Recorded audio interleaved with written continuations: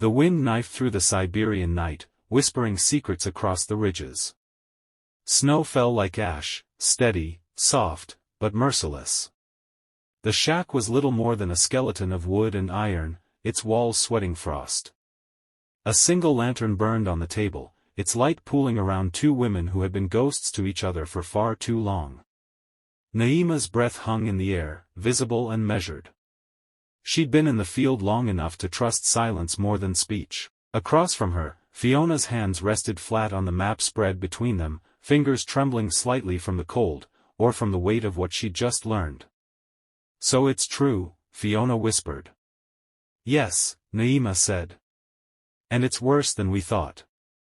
Please like, share and subscribe." Welcome to this episode, titled Shadow Convergence and the Narrow Escape.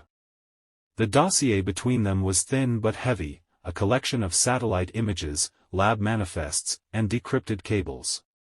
Project 54.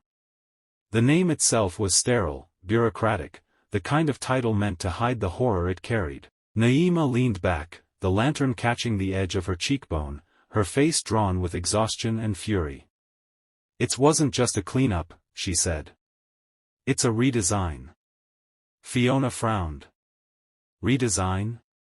Naima pointed to a photograph, a grainy image of uniformed men boarding a freight plane in Vladivostok. Every face was identical. And every movement was identical. North Korean prisoners. Cloned. Grown in batches and exported through covert channels. Russia's been using them on the front lines, test soldiers. Disposable bodies with no records, no families, no graves. Fiona's breath fogged the air. "You're saying they're building armies out of ghosts?" "Not just ghosts," Naima replied. "Copies of the dead. Some of them are ours." The silence that followed felt endless, broken only by the hiss of wind through a cracked windowpane. The lantern sputtered. Somewhere outside, a dog barked once and fell quiet again. The directorate's hand. Naima took a sip from her thermos, the coffee long gone cold. Her hands were trembling now, but she hid it. "The directorate isn't just killing agents," she continued. "They are erasing everything: data, fingerprints, voice logs, service records. Every identity we ever used. They're rewriting history to protect the project."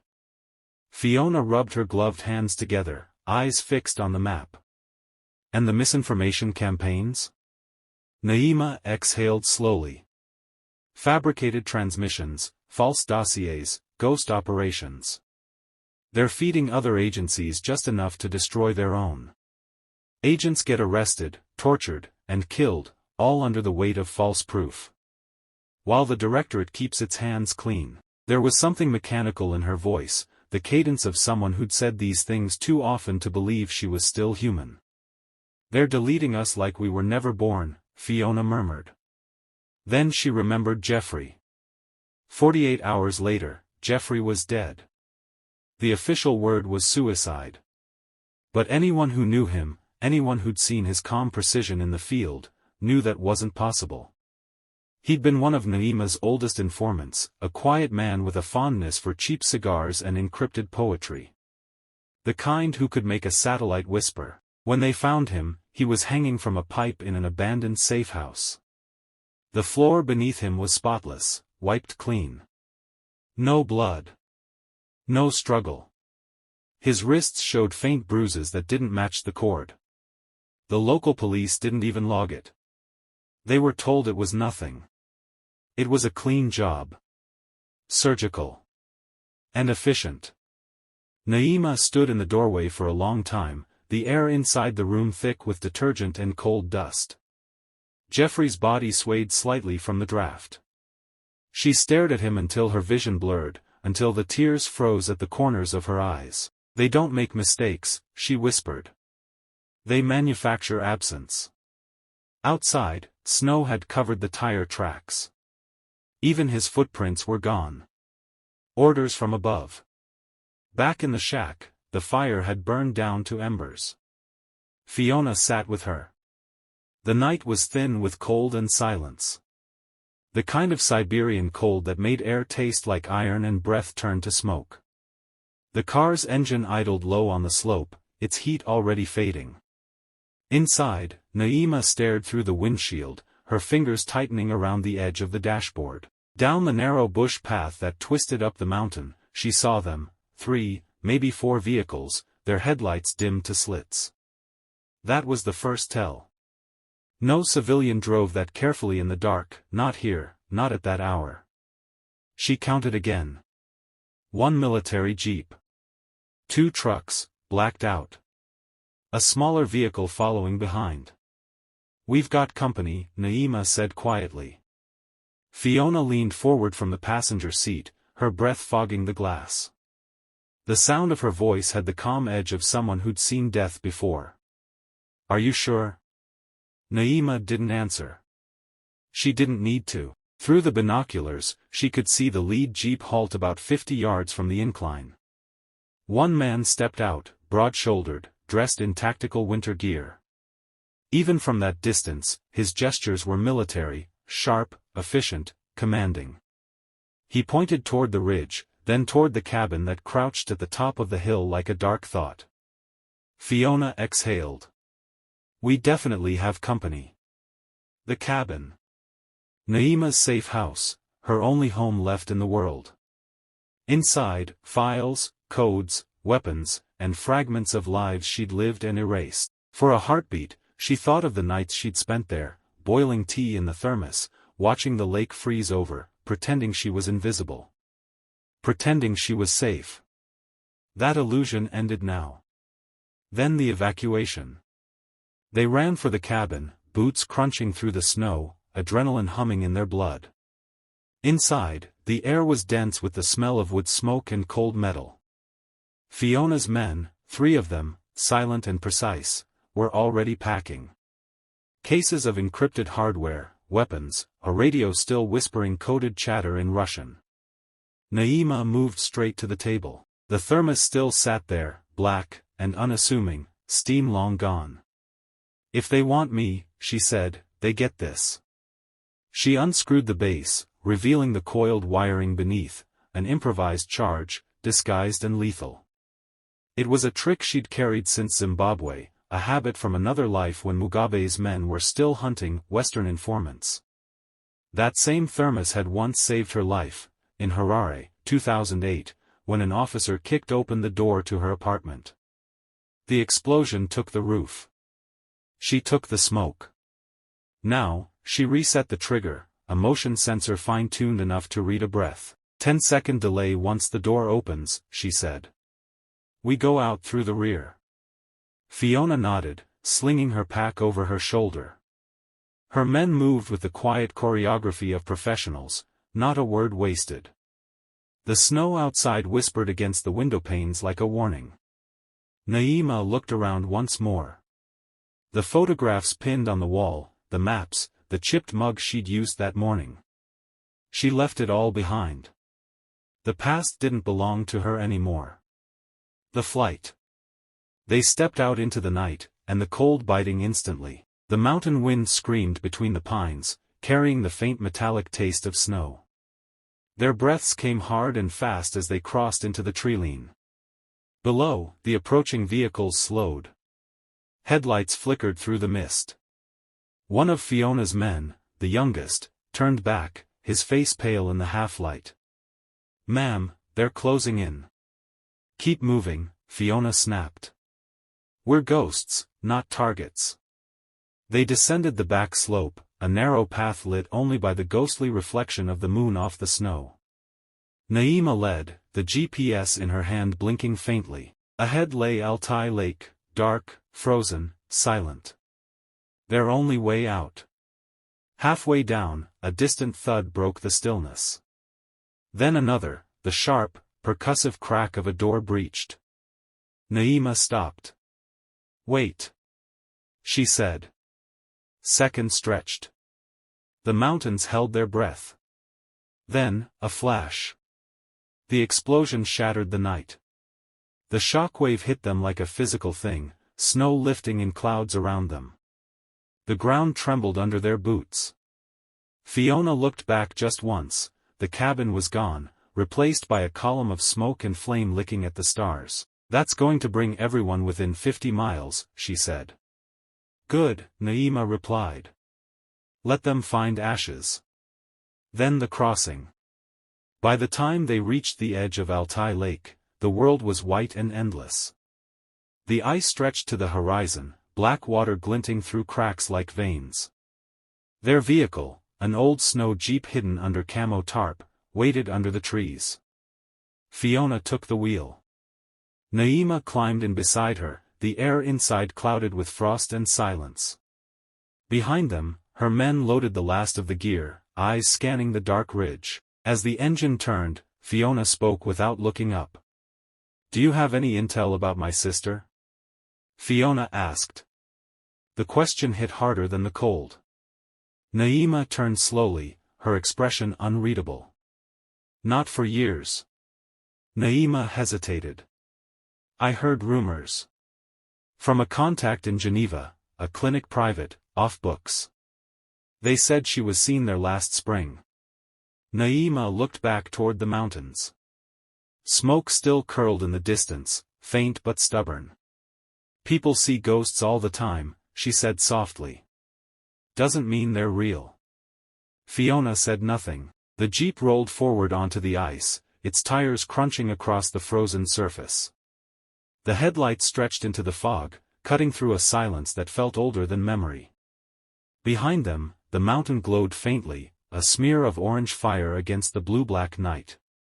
And somewhere in that silence, the directorate's hunters were already moving, slow, methodical, and dispassionate.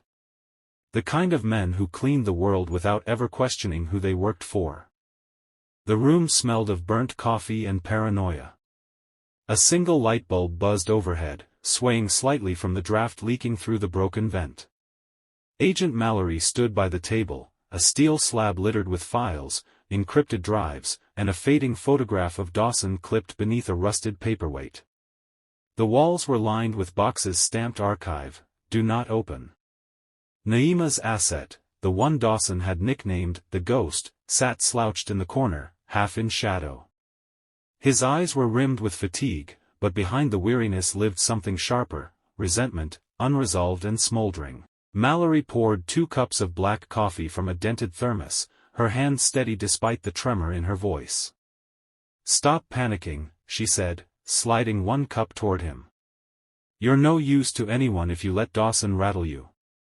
He took it without a word. The coffee was bitter and burnt, the way every safe house brew seemed to taste, half necessity, and half insult. "No sugar?" "And no milk?" he asked, voice dry. "Are you nuts?" she asked. As she adjusted herself slightly outraged. "You don't need sweetening," Mallory said flatly. "You need focus." He drank anyway, eyes fixed on Dawson's photo on the table in the middle of the box room. The man's face, cold, controlled, framed in authority, stared back with the detached arrogance of someone who believed the system was his to command. "If I remember correctly," Mallory said, smiling at the Ghost. "The way you two were shouting at each other during the Zimbabwe mission would make anyone weep." The Ghost sighed. And his jaw clenched. "Mallory," then he scoffed. "Jeffrey was more than a partner and a friend. He was the brother I never had." They both laughed. Each sip of coffee felt like swallowing his own restraint. He'd watched Dawson dismantle careers, erase people with a pen stroke, turn allies into ghosts. Now, the walls hummed with unspoken anger. "Do you still think Dawson is untouchable?" the asset asked. Angry and frustrated. Mallory didn't answer immediately. She stared at the map pinned to the wall, dotted with red thumbtacks and string, Dawson's movements, meetings, and his network of influence across London, Zurich, and Moscow. "Everyone's touchable," she said finally. "Even Dawson. You just have to know how to make it look like gravity did the work." Then the collapse intel. Hours later, word came through the encrypted channel. The message was brief, impersonal, clinical, the way these things always were. Subject, D, status, critical condition. Location, classified. But the details trickled through the underground circuits faster than any official report. Dawson had been found collapsed in his office, slumped against the desk, a foamy white residue staining the corner of his mouth. His pulse weak, his breathing erratic. The medics said it looked like a seizure. The directorate said nothing at all. An agent on site whispered the rest. A small folded note was found in his pocket. 5 words written in a hurried scrawl: "This is for Jeffrey R.I.P." The room where Dawson fell had smelled of rich coffee and disinfectant. The mug on his desk was empty but stained at the rim, black, bitter, untouched by sugar or milk. Whoever did it had known his habits.